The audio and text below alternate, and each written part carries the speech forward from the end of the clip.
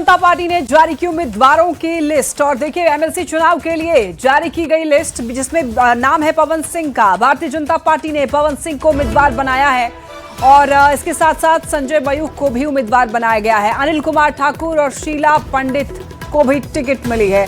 2 सवर्ण उम्मीदवार और 2 अति पिछड़ा उम्मीदवार, यानी कि बताते चले आपको। यहाँ पर आप देखिए एक एक करके आपको बताते हैं। पवन सिंह राजपूत जाति से आते हैं, संजय मयूख कायस्थ, अनिल ठाकुर नाई जाति से, वहीं शीला पंडित प्रजापति कुम्हार जाति से। तो बीजेपी से यहाँ पर आप देखिए 2 उम्मीदवार हैं सवर्ण जाति से, वहीं 2 उम्मीदवार ऐसे जो कि अति पिछड़ा है और उनके नाम आप देख सकते हैं सामने।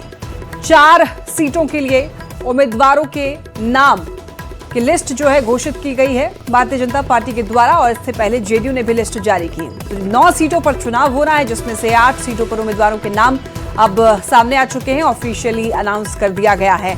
और ऐसे में 1 सीट अभी फिलहाल बचा हुआ है जिस पर नाम की घोषणा नहीं की गई है और इसी को लेकर के फिलहाल कयास लगाए जा रहे हैं कि हो सकता है उपेंद्र कुशवाहा के बेटे को उम्मीदवार बनाया जाए या फिर हो सकता है कि इसमें एलजेपी से किसी को उम्मीदवार बनाया जाए।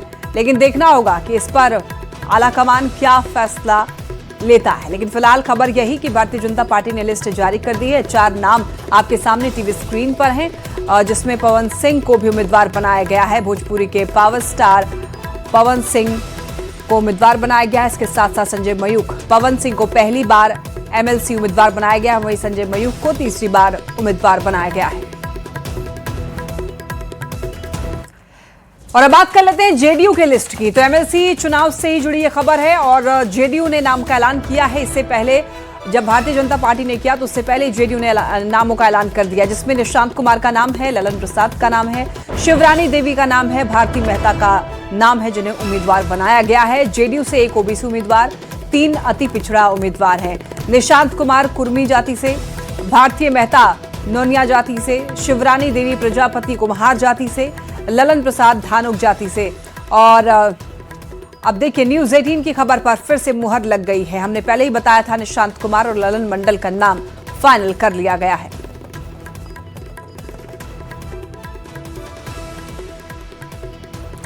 और ज्यादा जानकारी के लिए न्यूज़ 18 संवाददाता शैलेंद्र हमारे साथ जुड़ चुके हैं। शैलेंद्र, एमएलसी चुनाव के लिए जेडीयू ने और भारतीय जनता पार्टी ने दोनों के नामों का ऐलान कर दिया है, लेकिन इसमें कितना जाति का ख्याल रखा गया है, यानी कि जाति के समीकरण का ख्याल रखा गया है और किस तरीके से यहाँ पर आलाकमान ने फैसला लिया है? आप बिल्कुल देखिए, और जो भी उम्मीदवार जो बनाए गए हैं वो पार्टी के कर्मठ कार्यकर्ता और पुराने कार्यकर्ता हैं, चाहे वो जदयू के हों या फिर भारतीय जनता पार्टी से हों। दोनों दलों ने जो उम्मीदवार बनाए, भारती मेहता की हम बात करें या फिर जो प्रजापति जिन्हें बनाया गया उनकी बात कर लें, तो ये तमाम जो चेहरे हैं ये लोग पार्टी में वर्षों से हैं। भारती मेहता हों, शिवरानी देवी हों, ललन प्रसाद पिछले बार एमएलसी बनते रह गए थे और इस बार फिर से उन्हें पार्टी ने मौका दिया है। यदि हम बीजेपी की बात कर लें तो पवन सिंह चूंकि लंबे समय से भारतीय जनता पार्टी में है और इनको लेकर के कई चर्चाएं हुई, कभी लोकसभा चुनाव, फिर राज्यसभा, या फिर इस बार बात बनी और इन्हें बिहार विधान परिषद के उम्मीदवार बनाए गए हैं। उसके बाद अनिल ठाकुर जो कि नाई जाति से आते हैं, अति पिछड़ों को साधने की भी यहाँ कोशिश की गई। उसके बाद जो शीला पंडित प्रजापति हैं वो कुम्हार जाति से आती हैं, तो अति पिछड़ा है। तो कहीं न कहीं पिछड़ा, अति पिछड़ा और अगड़ी जाति को यहाँ साधने की कोशिश साफ तौर पर एनडीए में दिखाई दे रही है और 8 सीटों पर उम्मीदवार का ऐलान हो चुका है। 2 सीट बचे हैं, उन दोनों सीटों पर अभी उम्मीदवार का ऐलान होना है। तो देखा जाएगा उस पर किस तरीके से आगे ये रणनीति बनाई जाती है, क्योंकि 1 सीट संख्या बल के अनुसार विपक्ष के खाते में जाते नजर आ रहा है, तो दूसरी ओर एनडीए के खाते में सिर्फ 1 सीट बचता नजर आ रहा है और 1 सीट पर फिलहाल 2 दावेदार हैं। एक उपेंद्र कुशवाहा के पुत्र जो कि बिहार सरकार के मंत्री हैं और दूसरी ओर लोक जनशक्ति पार्टी रामविलास का 1 सीट पे दावा है। और जो तीसरा सीट है वो उस पर कहीं ना कहीं जो विपक्ष की, चूंकि एक सीट को जीतने के लिए 25 विधायकों की संख्या चाहिए और विपक्ष के पास इस वक्त 41 विधायकों की संख्या है। तो इस गणित के अनुसार विपक्ष के पास भी एक सीट इस वक्त जाते नजर आ रही है कहीं ना कहीं। तो अब ये देखना होगा कि जो 2 सीट जो बचे हुए हैं उन दोनों सीट पर एनडीए का क्या निर्णय होता है। क्या एनडीए की तरफ से इन दोनों सीटों पर उम्मीदवार उतारा जाता है या फिर सिर्फ एक सीट पर उम्मीदवार उतारा जाता है। यदि इन दोनों सीटों पर उम्मीदवार उतारा जाएगा तो ये तय माना जाएगा कि एक सीट पर चुनाव होंगे, उसमें वोटिंग होगा और उस वोटिंग में देखना होगा कि जीत और हार किसकी होती है। लेकिन शैलेंद्र, दीपक प्रकाश को तो मंत्रिमंडल में भी शामिल किया गया और नियमों के अनुसार उनको विधानमंडल के किसी एक सदन का सदस्य बनना ही होगा। हाँ बिल्कुल, जाहिर सी बात है, नियम के अनुसार 6 महीने के अंदर उन्हें दोनों सदनों में से किसी एक सदन का सदस्य होना होगा।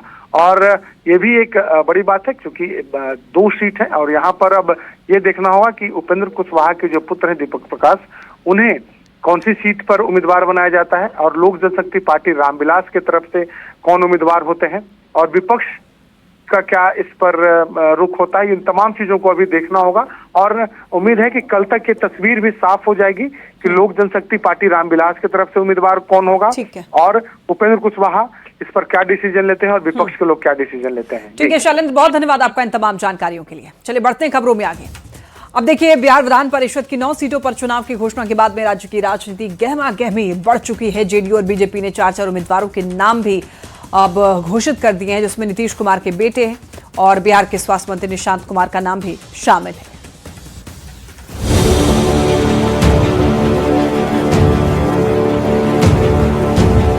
अठारह जुलाई को बिहार में विधान परिषद की 9 सीटों पर चुनाव और 1 सीट पर उपचुनाव है। 8 जून को नॉमिनेशन की आखिरी तारीख है, जिसके पहले राजनीतिक गहमागहमी बढ़ गई है। उम्मीदवारों के नाम तय करने में जेडीयू ने बाजी मार ली है। जेडीयू की ओर से 4 उम्मीदवारों का नाम जारी किया गया। निशांत कुमार, भारती मेहता, शिवरानी देवी प्रजापति और ललन प्रसाद। जेडीयू की लिस्ट न्यूज 18 की खबर पर मुहर लगाने के लिए काफी है। न्यूज 18 ने पहले ही बता दिया था कि जेडीयू में निशांत कुमार और ललन मंडल का नाम तय है। सिर्फ 2 नामों पर चर्चा चल रही है। आखिर वो दोनों नाम भी तय कर पार्टी ने लिस्ट जारी कर दी। आधी आबादी को सशक्त बनाए जाने का जो नीतीश कुमार जी का संकल्प है, उसके अनुरूप आधी सीटें महिलाओं को दी गई है, अर्थात 2 सीटें महिलाओं को आवंटित की गई हैं और इन 4 सीटों में 3 अति पिछड़ी जातियों से संबद्ध हैं, 1 पिछड़ी जाति से ताल्लुक रखते हैं। जेडीयू के बाद बीजेपी ने भी 4 उम्मीदवारों के नाम का ऐलान कर दिया। भोजपुरी फिल्म स्टार पवन सिंह, संजय मयूख, अनिल कुमार ठाकुर और शीला पंडित का नाम शामिल है। बता दें कि बिहार में 10 सीटों पर विधान परिषद का चुनाव है। इनमें 9 सीटों पर चुनाव और पूर्व सीएम नीतीश कुमार की खाली हुई सीट पर उपचुनाव होने जा रहा है। 4 सीटों पर जेडीयू और 4 सीटों पर बीजेपी ने उम्मीदवारों के नाम का ऐलान कर दिया। बता दें, बिहार में 10 सीटों पर विधान परिषद का चुनाव है। इनमें 9 सीटों पर चुनाव और पूर्व सीएम नीतीश कुमार की खाली हुई सीट पर उपचुनाव होने जा रहा है। नीतीश कुमार की खाली हुई सीट को तो पहले ही जेडीयू के खाते में जाना तय था। बाकी 9 सीटों में से 3 सीट जेडीयू के खाते में, जबकि सूत्र बता रहे हैं कि बीजेपी भी 4 सीटों पर उम्मीदवार उतार सकती है। वहीं 1 सीट पर चिराग पासवान की पार्टी एलजेपी-आरवी और 1 सीट उपेंद्र कुशवाहा की पार्टी आरएलएम के खाते में जा रही है। बीजेपी के 4 सीटों पर उम्मीदवार उतारने के बाद विधान परिषद चुनाव की जंग बेहद दिलचस्प हो जाएगी, क्योंकि एनडीए के पास आसानी से 8 सीट जीतने का आंकड़ा है, जबकि विपक्ष के पास 1 सीट के बराबर संख्या बल है। लेकिन एनडीए के नेता 100% स्ट्राइक रेट का दावा कर रहे हैं। न्यूज 18 के लिए पटना से आनंद अमृतराज के साथ ब्यूरो रिपोर्ट। फैजल खान के कोचिंग पर हुई फायरिंग मामले में फैजल खान की गिरफ्तारी को लेकर पुलिस ने एक टीम का गठन किया है। पुलिस ने डीआईयू का गठन किया, यानी कि डिस्ट्रिक्ट इन्वेस्टिगेशन यूनिट के नाम से यह टीम गठित की गई है, जिसे फैजल खान को गिरफ्तार करने के लिए जिम्मेदारी सौंपी गई है। और इसी बीच फैजल खान अपने कोचिंग से निकल गए हैं, वो भी चुपके से, चुपचाप तरीके से फैजल खान अपने कोचिंग से निकल गए, ये जानकारी आई। हालांकि फैजल खान कहां है यह भी पता नहीं चल पाया है। पुलिस ने दबिश बढ़ाना शुरू कर दिया है। माना जा रहा है कि पुलिस लगातार उनके कई ठिकानों पर गिरफ्तारी करने के लिए यहां पर छापेमारी कर रही है और ये जिम्मेदारी जो है एक टीम को दी गई है, वो टीम गिरफ्तार करेगी खान सर को, यानी कि बहुत जल्द फैजल खान गिरफ्तार हो सकते हैं। मुश्किलें बढ़ती हुई दिखाई दे रही है फैजल खान की।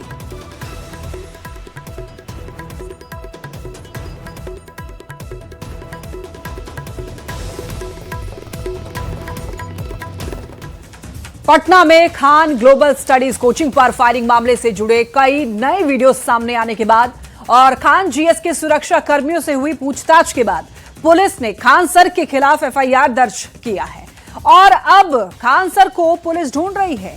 टीम गठित कर दी गई है, बहुत जल्द गिरफ्तारी हो सकती है।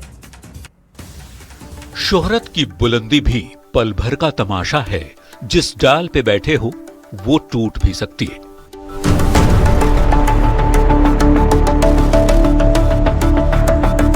मशहूर शायर बशीर बद्र की ये लाइनें आजकल बिहार के चर्चित कोचिंग संचालक खान सर उर्फ फैसल खान पर बिल्कुल सटीक बैठ रही है। सैकड़ों छात्रों के बीच लाइव जुड़े हजारों छात्रों को डिजिटल बोर्ड पर कान में ईयरबड और अत्याधुनिक माइक लगाकर पढ़ाने वाले खान सर को पटना से दिल्ली तक कौन नहीं जानता। लेकिन कोचिंग संचालकों के बीच शुरू हुई वर्चस्व की जंग ने एक बड़े कोचिंग संचालक को जेल तक पहुंचा दिया और खान सर पर गिरफ्तारी की तलवार लटका दी।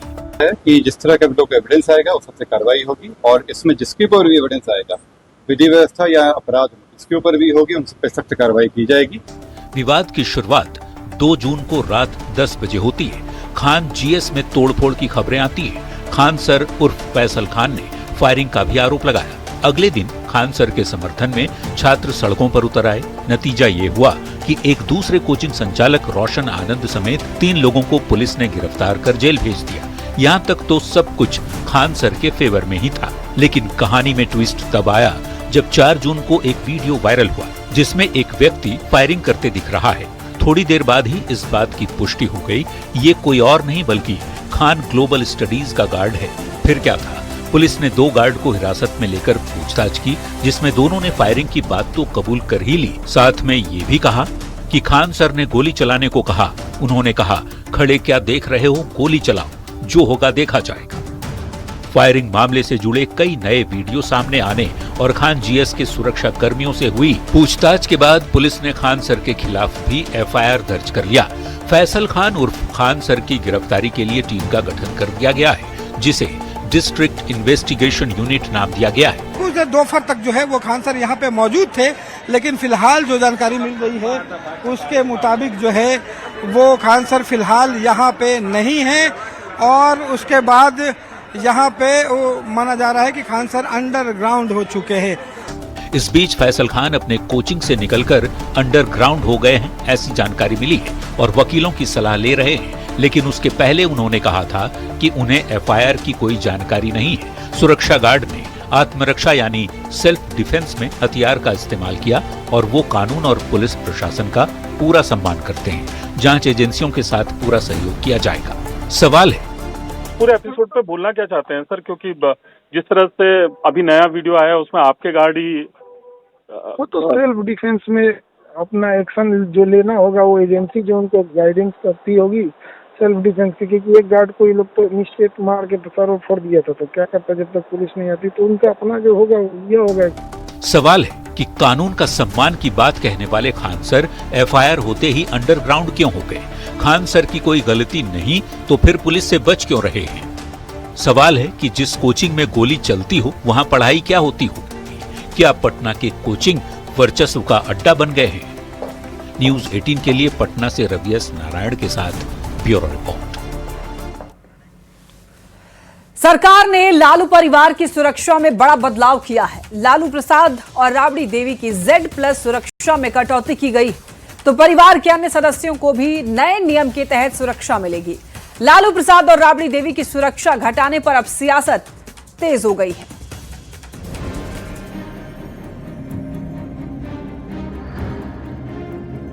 बिहार में राबड़ी देवी के 10 सर्कुलर रोड बंगले पर सियासत गरमाई हुई ही थी कि इस बीच सरकार ने एक और बड़ा फैसला ले लिया। आरजेडी सुप्रीमो लालू प्रसाद के परिवार की सुरक्षा व्यवस्था में बड़ा बदलाव किया गया है। लालू प्रसाद और राबड़ी देवी की Z+ सिक्योरिटी में कटौती की गई। वहीं नेता प्रतिपक्ष तेजस्वी यादव की Y+ सुरक्षा पहले की तरह जारी रहेगी। तेज प्रताप यादव, मीसा भारती और राजश्री यादव की सुरक्षा व्यवस्था भी नए नियमों के मुताबिक तय की गई है। तेज प्रताप को पहले A कैटेगरी की सुरक्षा मिलती थी, लेकिन अब उन्हें एक अंगरक्षक मिलेगा। सांसद मीसा भारती को 3 सुरक्षा कर्मियों की सुरक्षा मिलेगी। तेजस्वी यादव की पत्नी राजश्री को भी एक सुरक्षा कर्मी मिलेगा। अब लालू प्रसाद और राबड़ी देवी की सुरक्षा में कटौती पर बिहार की सियासत एक बार फिर लाल हो गई। जहां आरजेडी सुरक्षा में कटौती पर सवाल उठा रहा है, तो एनडीए के नेता कह रहे हैं कि सरकार रिपोर्ट के आधार पर ही सुरक्षा मुहैया कराती है। वो निर्णय करती है कि किनको सुरक्षा बढ़ाने, किनको सुरक्षा घटाने। आप लालू जी और राबड़ी जी की बात कर रहे हैं, पूर्व मुख्यमंत्री है। पूर्व मुख्यमंत्री के नाते उनको जितनी सुरक्षा मिलनी चाहिए उतनी सुरक्षा सरकार दे रही है। थ्रेट किसी पर होता है तो सुरक्षा बढ़ाई जाती है, थ्रेट हटता है तो सुरक्षा घटाई जाती है। सरकार निर्णय करती है ना, सरकार का निर्णय है। सुरक्षा के दृष्टिकोण से जो सुरक्षा समिति है जो वो निर्णय करती है, तो मैं समझता हूँ कि जो पूर्व मुख्यमंत्री की जो सुरक्षा का गाइडलाइंस है उसको फॉलो किया गया होगा। लालू प्रसाद और राबड़ी देवी दोनों बिहार के पूर्व मुख्यमंत्री रह चुके हैं। पहले दोनों को सुरक्षा खतरों को देखते हुए Z+ श्रेणी की दी गई थी, यानी लालू प्रसाद और राबड़ी देवी की सुरक्षा का लाव लश्कर बड़ा था। लेकिन दोनों नेता लंबे समय से किसी सक्रिय प्रशासनिक या संवैधानिक पद पर नहीं है। ऐसे में सरकार ने उनकी सुरक्षा व्यवस्था में बदलाव कर दिया। सुरक्षा समिति ने मौजूदा पद, राजनीतिक गतिविधियों और खुफिया इनपुट्स के आधार पर यह फैसला लिया है। लेकिन पहले राबड़ी देवी को बंगला खाली करने का नोटिस और अब लालू प्रसाद और राबड़ी देवी की सुरक्षा में कटौती पर विपक्ष सरकार पर सवाल उठा रहा है। न्यूज़ 18 के लिए पटना से शैलेंद्र कुमार की रिपोर्ट। और अब बात टेंडर घोटाले के मास्टरमाइंड ऋषु श्री की। देखिए, एसवीयू की टीम ने टेंडर घोटाले में ऋषु श्री के सहयोगी संतोष कुमार को गिरफ्तार कर लिया है। संतोष कुमार की गिरफ्तारी के बाद मामले में कई नए खुलासे होने की संभावना भी जताई जा रही है। देखिए रिपोर्ट। टेंडर घोटाले में एसवीयू का बड़ा एक्शन। ऋषु का सहयोगी संतोष कुमार गिरफ्तार। पूरे टेंडर नेटवर्क का हो सकता है खुलासा।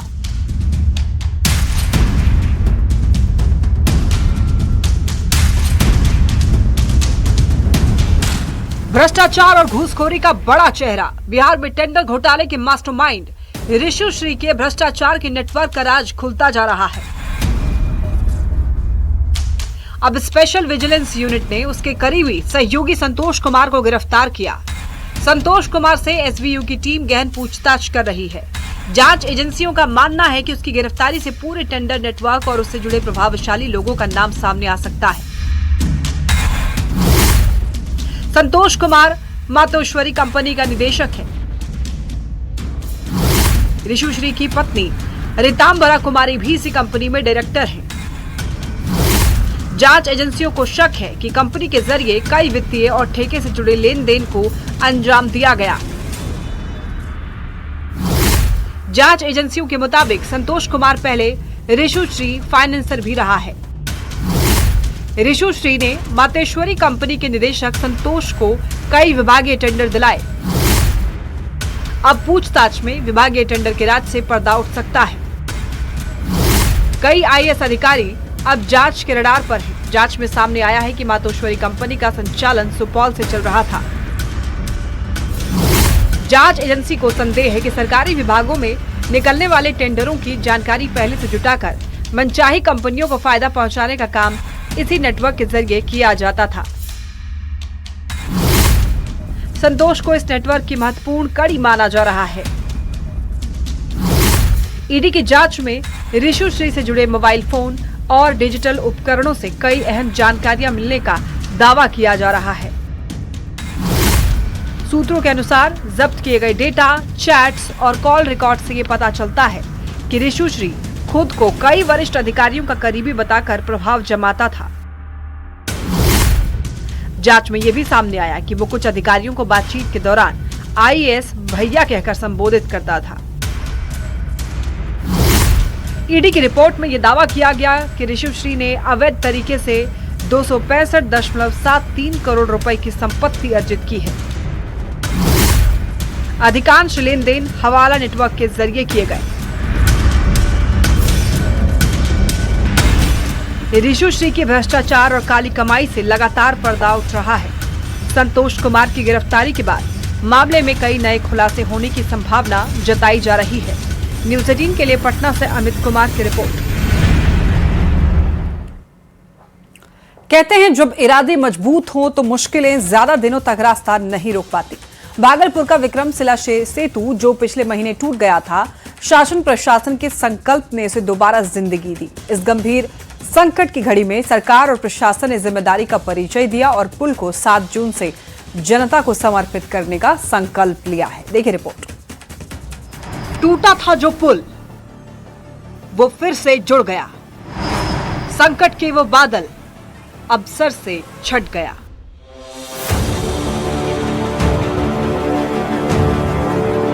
पिछले महीने की 4 मई की वो रात जिसने भागलपुर, कोसी और सीमांचल के लाखों लोगों की रफ्तार पर अचानक ब्रेक लगा दिया था।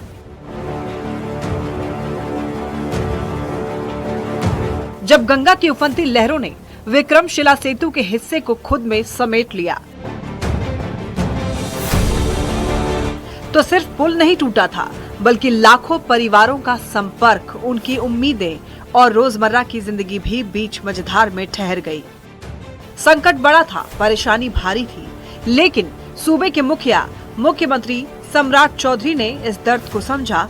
उन्होंने वक्त गवाए बिना खुद इस मिशन की कमान संभाली।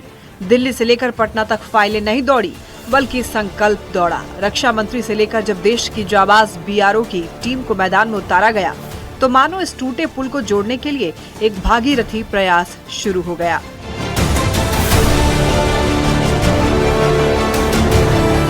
फिर देश ने देखा हमारे जवानों और इंजीनियरों का वो जज्बा जिसने नामुमकिन को मुमकिन कर दिखाया। जहां महीनों लगने की आशंका थी, वहां दिन रात को एक कर, पसीना बहाकर महज 1 महीने के भीतर 4 बेली ब्रिज खड़े कर दिए गए। और ये सिर्फ लोहे का ढांचा नहीं, शासन और प्रशासन के अटूट इरादों का पुल है। जो हो रहा है, बन रहा है, जो तैयार भी हो गया है, उसमें 3 पार्ट रहेगा, जिसमें से वाहनों को 1 वे में हमें पास कराना है। एक पार्ट ऐसा है, जैसा जिला अधिकारी महोदय ने बताया, कि जिसके नीचे जो ब्रिज का हिस्सा टूटा हुआ है। 2 ऐसा हिस्सा है कि जो जिसके नीचे ऑलरेडी जो है ब्रिज है, और एक और है जहाँ पे ऑलरेडी कोई शायद डिफेक्ट है, तो उस पे भी वो बेली ब्रिज टाइप का बनाया गया है। इस पूरे सफर में भागलपुर और आसपास की जनता ने जो धैर्य दिखाया वो मिसाल है। जिला प्रशासन ने जिस सूझबूझ से कदम कदम पर लोगों को संभाला वो तारीफ के काबिल है। और अब वो घड़ी आ गई है। विक्रमशिला का हमारा क्षतिग्रस्त पुल था, उस पुल को 7 जून से हम लोग जनता के लिए चालू करने जा रहे हैं, आम जनों के लिए। इसको लेकर के पुल पे कई ट्रायल हो चुका है। 7 जून की सुबह 11 बजे जब इस पुल पर पहली गाड़ी गुजरेगी तो वो सिर्फ गाड़ी नहीं होगी, वो इस इलाके की धड़कन होगी जो फिर से धड़क उठेगी। जो जिंदगी रुकी हुई थी वो इस पटरी पर अब शान से दौड़ेगी। तो कहा जा सकता है कि बड़ी राहत लोगों को मिलने जा रही है। 7 तारीख के 11 बजे से जो है पुल एक बार फिर से जो है अपने पुराने रूप में लौटेगा। बड़े वाहनों का परिचालन तो नहीं होगा, लेकिन लोगों को जो परेशानी हो रही थी उससे राहत मिलेगी। आशीष रंजन, न्यूज़ 18 भागलपुर। और खबर भागलपुर से, जहां विक्रमशिला सेतु का एक हिस्सा गंगा नदी में समा जाने के बाद से आम यात्रियों को आवाजाही के लिए नाव का सहारा लेना पड़ रहा है। इस संकट के बीच मुख्यमंत्री सम्राट चौधरी ने निर्देश दिया था कि नाव से आने जाने वाले किसी भी यात्री से किराया नहीं लिया जाएगा और नाविकों के खर्च का भुगतान खुद सरकार करेगी। इसके बावजूद कुछ जगहों पर नाविकों द्वारा यात्रियों से अवैध रूप से पैसे वसूलने की शिकायतें सामने आई, जिसे न्यूज़ 18 ने प्रमुखता से दिखाया था। और इस खबर का बड़ा असर देखने को मिला है। बरारी घाट स्थित नियंत्रण कक्ष में जिलाधिकारी डॉक्टर नवल किशोर चौधरी और वरीय पुलिस अधीक्षक प्रमोद कुमार यादव ने खुद पहुंचकर नाविकों के बीच सरकारी राशि के चेक बांटे। आज कितना लोग अभी तक जमा किया है? का मुख्य कारण था कि उनको कागज पे दिखे पैसा कि वो उनके पास पैसा आ गया है, वो अपने उस चेक को खाते में डालेंगे, उनको राशि मिल जाएगी। और लोगों की सहमति होगी तो हम लोग आरटीजीएस से भी शिफ्ट कर देंगे। थोड़ा सा टाइम लगता है पैसा देने में, तो वो भी करेंगे। और आपने देखा है कि जो जिन लोगों ने वाउचर सबमिट किया वो सबको हम सभी लोगों को चेक अभी दे रहे हैं। जिन्होंने नहीं सबमिट किया है, नाविक के माध्यम से इन्हीं से माध्यम से उन लोगों को हम खबर करवा रहे हैं कि आप जमा कीजिए, ताकि हम जिसका भी बकाया होगा आज तक का सारा बकाया आज ही हम चुकता कर देंगे। मुजफ्फरपुर के प्रसाद हॉस्पिटल अग्निकांड मामले में पुलिस ने बड़ी कार्रवाई करते हुए डॉक्टर समेत 3 कर्मचारियों को गिरफ्तार किया है और इस हादसे में अभी तक 6 लोगों की मौत हो चुकी है, जबकि 17 मरीजों का इलाज जारी है। देखिए रिपोर्ट। मुजफ्फरपुर के प्रसाद हॉस्पिटल में हुए दर्दनाक अग्निकांड के बाद न्यूज 18 ने कई सवाल उठाए थे। हमने दिखाया था कि कैसे लापरवाही बरती गई और पुलिस की कार्रवाई ने हमारे सवालों पर मोहर लगाई। जांच में लापरवाही सामने आने के बाद ICU doctor Pankaj, admin manager Rajkumar और मेंटेनेंस मैनेजर अजीत कुमार को गिरफ्तार कर लिया गया। पुलिस का कहना है कि हादसे के वक्त आईसीयू के जिम्मेदार डॉक्टर पंकज ड्यूटी से गायब थे, जबकि अस्पताल की सुरक्षा और मेंटेनेंस व्यवस्था में भी गंभीर खामियां मिली। तीनों से पूछताछ जारी है और मामले की जांच आगे बढ़ाई जा रही है। अभी तक 3 लोगों को गिरफ्तार किया गया है, उनको न्यायिक हिरासत में भेजा जा रहा है। वो जो 3 लोग हैं वो एक मेंटेनेंस हेड वहाँ के, एक एडमिन हेड, और वहाँ जो आईसीयू में जिन डॉक्टर की ड्यूटी थी उस समय वो वहाँ पे नहीं उपलब्ध थे, और उनकी इन 3 लोगों की उस समय इमीडिएट लापरवाही के वजह से जो है कुछ लोगों की मृत्यु हुई है। और जो हॉस्पिटल के जो ऑनर हैं, जो डायरेक्टर हैं, इनके विरुद्ध भी जांच चल रही है। इंसानी जान से बढ़कर कुछ नहीं, लेकिन जब अस्पताल जैसी जगह है जहां जिंदगी बचाने की जिम्मेदारी होती है, वहीं लापरवाही मौत की वजह बन जाए तो सवाल भी उठते हैं और कार्रवाई भी तय होती है। इस भीषण अग्निकांड में अब तक 6 लोगों की मौत हो चुकी है, जबकि 17 घायल मरीजों का इलाज विभिन्न अस्पतालों में चल रहा है। घटना के बाद अस्पताल प्रबंधन के खिलाफ एफआईआर दर्ज कर ली गई है और पुलिस कई बिंदुओं पर जांच कर रही है। पुलिस जांच में अस्पताल मालिक की भूमिका सामने आने पर उनके खिलाफ भी कार्रवाई हो सकती है। उधर स्वास्थ्य मंत्री निशांत कुमार ने घटना पर गहरा दुख जताते हुए दोषियों पर सख्त कार्रवाई और घायलों को बेहतर इलाज का भरोसा दिया। इसकी हम जांच कराएंगे कि किस रीजन से ये ऐसा हुआ, घटना घटी, तो जो भी दोषी होंगे उस पर कार्रवाई करेंगे। मुजफ्फरपुर अग्निकांड सिर्फ एक हादसा नहीं बल्कि व्यवस्था पर बड़ा सवाल है। जिन हाथों में मरीजों की सुरक्षा की जिम्मेदारी थी, अगर वही लापरवाही साबित होती है तो कार्रवाई भी उतनी ही सख्त होगी, क्योंकि खोई हुई जिंदगियां लौट कर नहीं आती, लेकिन दोषियों को सजा जरूर मिलनी चाहिए। न्यूज 18 के लिए मुजफ्फरपुर से प्रियांक सौरभ के साथ पूर्णिया से कुमार प्रवीण की रिपोर्ट। मुजफ्फरपुर के एक निजी अस्पताल में हुए भीषण अग्निकांड के बाद बिहार के सभी चिकित्सा केंद्रों में सुरक्षा को लेकर सतर्कता बढ़ा दी गई है और इसी सिलसिले में गया के मगध क्षेत्र के एकमात्र महिला अस्पताल प्रभावती अस्पताल में आग से बचाव के पुख्ता इंतजामों का जायजा लेने विधानसभा अध्यक्ष डॉक्टर प्रेम कुमार खुद पहुंचे। उन्होंने 4 मंजिला इस अस्पताल भवन का दौरा किया, आधुनिक फायर सेफ्टी उपकरणों की बारीकी से जांच की और अधिकारियों को जरूरी निर्देश भी दिए।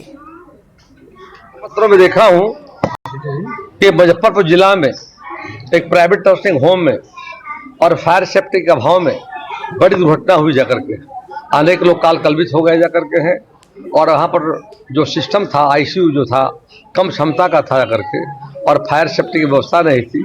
कई कमियों के कारण बड़ा हादसा हुआ है। हादसे में अनेक लोगों की जान चली गई है। इसके प्रति सरकार हमारी निश्चित तौर पर बातों को जांच करा रही जाकर बिहार की सरकार जाकर के,